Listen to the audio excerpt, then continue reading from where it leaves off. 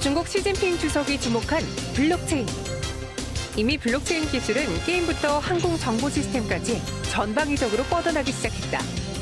현재를 바꾸고 있는 블록체인 기술을 집중 분석해본다.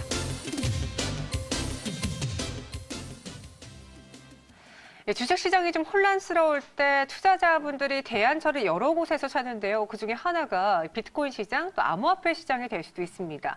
그 예로 지난달에 갑작스럽게 시장이 좀 지지부진할 때 비트코인의 가격이 하루 만에 40% 이상 급등한 적이 있었거든요. 어떤 이유 때문인지 찾다 보니까 중국의 시진핑이 그 키워드로 떠올랐습니다. 어찌된 내용인지 하나하나 알아보도록 할게요. 디스트릭트 김용영 편집장과 함께하겠습니다. 안녕하세요. 안녕하세요. 네, 이게 하루 만에 뭐 40% 이상 오른 게 진짜 크게 오른 건데 네. 저희가 그 배경을 짚어보기 전에 블록체인이 무엇인지, 이게 암호화폐랑 똑같은 것인지 그 개념부터 설명을 해봐야 될 것 같아요. 네네. 네. 네. 예, 블록체인에 대해서 일단 말씀을 드리도록 하겠습니다. 예, 블록체인은 이제 쉽게 좀 말씀을 드리는 게 낫겠죠.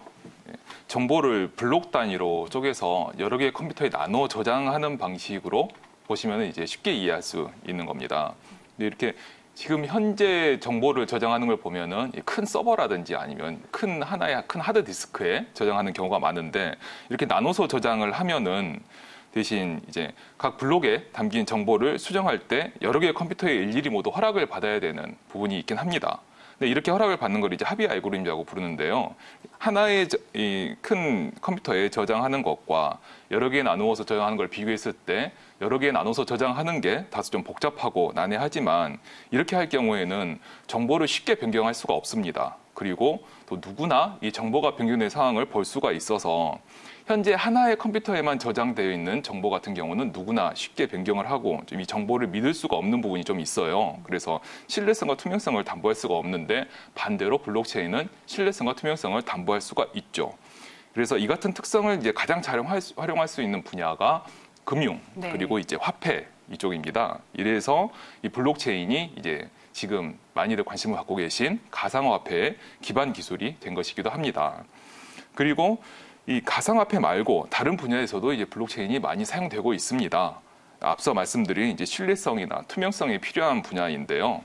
이를테면은 이제 서로 믿어야만 가능한 무역이라든지, 또는 신원 인증이라든지, 또는 이제 곧 국내에서도 대대적으로 시행될 것 같은데 네. 투표 등을 예로 들 수 있겠습니다. 이제 그 기술이 생활권으로 점점 범위가 확대가 될 텐데 우리가 가장 기대하고 주목하고 있는 건 사실 가상화폐 시장이 아닐까 싶거든요. 네네. 지금 이 시장을 들썩이게 만들었던 배경에는 시진핑 중국 국가주석이 있습니다. 블록체인에 대해서 언급을 했다고요?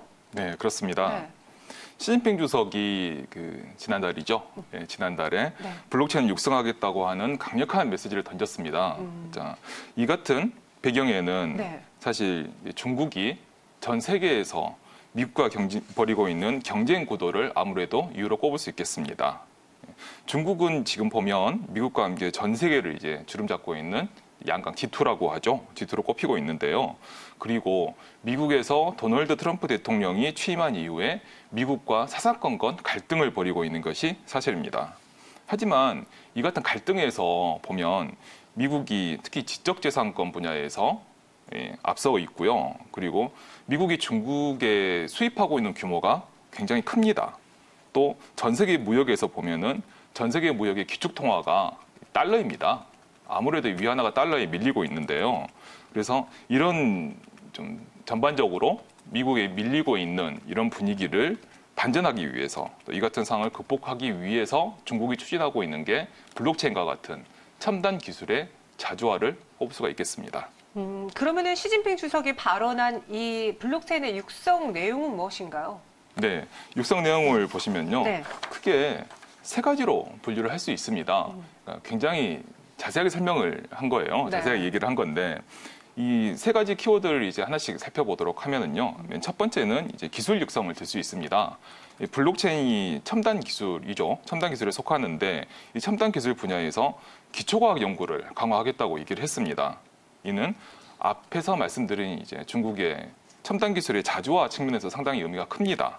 시 주석도 이 블록체인을 어떻게 얘기를 했냐면, 이 독자적인 기술 혁신을 위한 중요한 돌파구라고 콕 찍어서 얘기를 했어요. 네. 그래서 이를 위해서 특히 블록체인 표준화 부분에서 연구를 강화를 해야 하고 또 전 세계적으로 블록체인의 규정을 제정하려고 하는 움직임이 있습니다. 이른바 표준을 제정하려고 하는 거죠. 그 표준 제정에 중국의 영향력을 확대해야 된다라고 말했습니다. 그리고 두 번째 키워드로는 이제 산업혁신을 들 수 있습니다. 앞서 말씀드린 기술 육성을 이어서 그 기술을 육성해서 이거를 산업으로 발전시키고 혁신의 도구로 삼아야 된다라는 얘기인 거죠. 그래서 블록체인 그 자체가 아니라 의료, 보건, 식품, 물류, 교육과 같은 다양한 산업 현장에서 기반 기술로 녹여내야 한다는 얘기를 한 건데요. 이를 위해서 시진핑 주석이 제시한 게 블록체인 플러스라고 하는 키워드를 제시를 했습니다. 이 블록체인 키워드는 어떤 거냐면요. 아마 이제 많은 분들이 쓰고 계신 네이버나 카카오를 이제 생각해 보시면 이해가 쉬우실 겁니다. 네. 지금 현재 네이버나 카카오를 보면 이제 포털이나 메신저뿐만이 아니라 다양한 쇼핑, 게임 또는 뭐 배달 이런 것도 네이버 카카오 내에서 가능하잖아요. 예, 이처럼 여러 산업에 공통으로 쓸 수 있는 플랫폼을 만들겠다라고 하는 것이 이제 블록체인 플러스라고 얘기를 할 수가 있습니다. 그리고 마지막으로 세 번째 키워드를 말씀드리면은 이 모든 기술 육성과 산업 혁신을 위한 교육 강화입니다. 사람이 있어야 된다는 얘기인 거죠. 네. 그래서 블록체인 첨단 기술을 육성하기 위해서 필요한 인재풀을 확성을 하고 이를 위한 교육 시스템을 구축해야 한다라고 이제 얘기를 했습니다. 시주석은 특히 첨단 기술이다 보니까 특히 고급 인력을 많이 육성을 해야 된다라고 얘기를 했습니다. 우리 주식시장에서 이제 블록체인 그리고 암호화폐 이야기라면요. 가장 먼저 떠오르는 종목은 그 거래소를 운영하고 있는 회사들이에요. 그래서 저희가 뭐 SCI 평가정보라던가 비덴트라던가 우리기술 투자에 대해서 이야기를 많이 했는데 네. 제가 전문가분들한테 블록체인 기술이 발달하면 이들 종목을 사야 돼요라고 물어봤더니 네네. 아니요. 뭐 카카오를 사세요. 네이버를 사세요라는 이야기를 많이 하더라고요. 네. 그 종목과 어떻게 연관되어 있는 건가요? 네. 일단 그 비덴트 네. 이나 이런 쪽을 말씀하셔가지고 그쪽에서 먼저 말씀을 드리도록 할게요. 네. 예. 국내에서는 아무래도 이 블록체인이라고 하면 많은 분들이 블록체인을 처음 말씀을 네. 드리는 시점이 이제 2017년 말 그리고 2018년 초에 비트코인이 2천만 원이 아마 넘었을 모르는 사람이 예, 없어요. 네. 그때가 아닐까 생각을 합니다. 그때 정말 비트코인이 하루가 다르게 엄청나게 올라서 많은 분들이 이제 그때 비트코인에 투자를 해야 되느냐 이런 생각을 많이 하시고 네. 정말 국내에는 이제 비트코인 광풍이 불 정도로 맞아요. 그렇게 얘기를 하고 네. 뭐 묻지마 투자를 했다가 네. 이 비트코인이 가격이 떨어지면서 많은 분들이 좀 가슴을 아파하셨는데요. 네. 근데 이렇게 비트코인에 투자를 하려고 하면 이제 비트코인 사야 되잖아요. 그렇죠. 그렇기 때문에 비트코인이나 이런 다른 암호화폐를 살 수 있는 곳이 바로 암호화폐 거래소입니다. 네. 특히 한국 같은 경우는 이게 국내에 잘 알려져 있지 않은 사실인데요. 원화 같은 경우는 이제 전 세계 블록체인 거래를 봤었을 때 네. 달러와 엔화에 이어서 세 번째로 많이 거래됩니다. 맞아요. 네. 뭐 이른바 뭐 호주 달러라든지 이런 위안화나 이런 게 아니라 네. 원화로 비트코인을 사는 분들이 꽤 많다는 얘기예요. 그래서 오히려 해외에서 도대체 한국에는 무슨 일이 일어나길래 이렇게 네네. 많은 사람들이 비트코인에 투자를 해라고 관심을 가졌더라고요, 그 당시에. 네, 네. 그렇죠. 그 원화를 가지고 엄청나게 많이 이제 비트코인을 산다는 얘기인 건데, 네. 자, 네, 그렇게 된 이유가 국내에서 암호화폐 거래소가 상당히 활발하게 산업을 하고 있었었고요. 네네. 그리고 이 배경에는 이 좀 아이러니한 부분이긴 한데 전 세계 국가 중에서 이렇게 원화라고 하는 법정 화폐를 가지고 비트코인을 쉽게 살 수 있는 나라가 몇 개 없습니다. 아, 네. 네. 이 의외로 참 아이러니한 부분인데요. 네네네. 국내에서는 이제 블록체인과 비트코인 이런 암호화폐에 대한 규제가 너무 많다라고 이렇게 많은 분들이 말씀을 하시는데 암호화폐의 구매나 이런 매매와 같은 경우에서는 그러니까 실제 화폐를 가지고 이렇게 살 수 있는 창구가 꽤 네. 많은 게 우리나라입니다. 거래소들이요. 네네, 네. 그렇죠. 그래서 이제 암호화폐 거래소를 통해서 이렇게 비트코인을 많이 산다는 거는 곧 암호화폐 거래소가 수익을 많이 올린다는 얘기인 거죠. 매매를 하면서 수수료를 편취하니까요. 네. 그래서 이제 많은 분들이 관심을 가지고 있는 건데, 그래서 이 관심을 가지는 곳을 보면 이제 대표적인 암호화폐 거래소로 빗썸과 업비트를 예를 들 수 있는데, 네. 특히 이 중에서 주식시장에서 많이 얘기되고 있는 곳은 빗썸입니다. 빗썸이 이제 지분 이슈로 얘기가 많이 되고 있는데, 지난해 이제 매일경제에서 단독 보도한 내용이기도 한데, 이제 김병건 BK 성형외과 원장이 빗썸을 약 4천억 원에 인수하기로 계약을 체결해서 이제 화제가 됐었었죠. 네. 이 당시 김 원장이 확보한 자금은 약 1,000억 원으로 추정이 되고 있습니다. 그래서 나머지 한 3,000억 원을 이제 마련하기 위해서 많은 곳들과 얘기를 한 것으로 알고 있어요. 그래서 그 중에 몇 곳이 이제 주식시장에서도 많이 알려진 듀얼 또는 코너스톤 이런 쪽과 이제 자금을 유치하려고 얘기를 했는데 결국 이제 무의에 그쳤습니다. 그래서 이제 올해 9월에 계약에 따른 잔금을 납부해야 되는데 납부하지 못해서 계약이 무산된 것으로 파악이 되고요. 네. 그래서 이 빗썸이 또다시 이제 암호화폐 거래소 이 인수합병 시장에 매물로 나온 것으로 알려지고 있어서 그래서 또 지분 관련해서 많은 분들이 관심을 가지고 있고 아까 말씀해 주신 비덴트 같은 경우도 빗썸의 주주 중 한 곳이에요. 네네. 네, 그래서 이번 인수합병 시장에서 비덴트도 이제 주식을 팔 수 있는 권리가 있기 때문에 네. 그래서 이제 많은 분들이 관심을 가지고 있는 경우입니다. 그럼 간단하게 편집장님은 이 주식시장 안에서 비트코인 그리고 암호화폐 관련주를 사고 싶어 하시는 분들에게 거래소주를 사세요라고 하시겠으면 기술력을 보고 그 기술을 활용할 수 있는 네이버와 카카오 쪽을 좀 주목하는 게 좋겠어요. 어느 쪽으로 이야기해 주시겠어요? 어려운 질문입니다.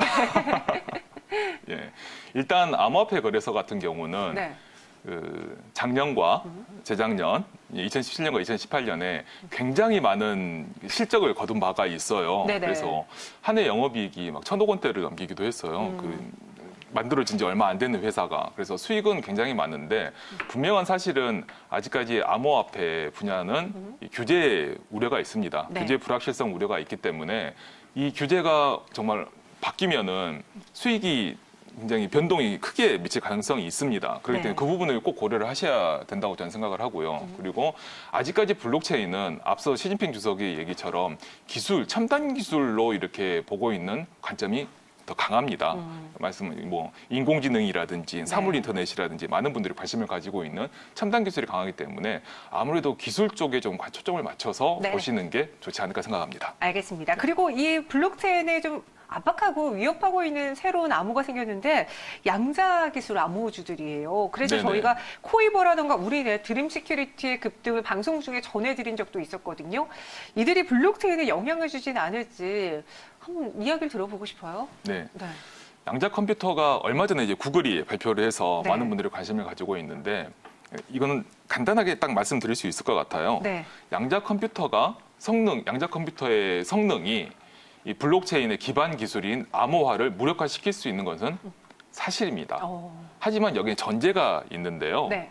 구글이 발표한 그 양자 컴퓨터가 아니라 큐비트라고 하는 단위인데요. 구글이 발표한 양자 컴퓨터는 54큐빗으로 알고 있습니다. 54큐비트인데 이 현재 블록체인 즉 비트코인의 암호화 기술을 무력화시킬 수 있는 양자 컴퓨터는 약 1만 큐빗이 돼야 된다고 알려지고 있어요. 네. 그래서 좀 더 많이 발전해야 되는 거죠. 그리고 그와 동시에 현재 비트코인에 적용되는 암호화 기술이 더 발전 없이 그대로 멈춰 있어야 한다. 이 두 전제가 모두 충족이 될 경우에 양자 컴퓨터가 블록체인을 무력화시킬 수 있습니다. 네, 예, 알겠습니다. 여기까지 말씀드리면 이제 어떻게 판단하실지 아실 것 같아요. 네, 블록체인을 둘러싸고 있는 이슈들을 좀 짚어봤어요. 지금 당장은 그 기술력에 좀 초점을 맞춰서 저희가 투자를 해보는 것도 하나의 방법이 될 것 같네요. 지금까지 편집장님과 함께했고요. 여기서 인사드리겠습니다. 오늘 말씀 고맙습니다.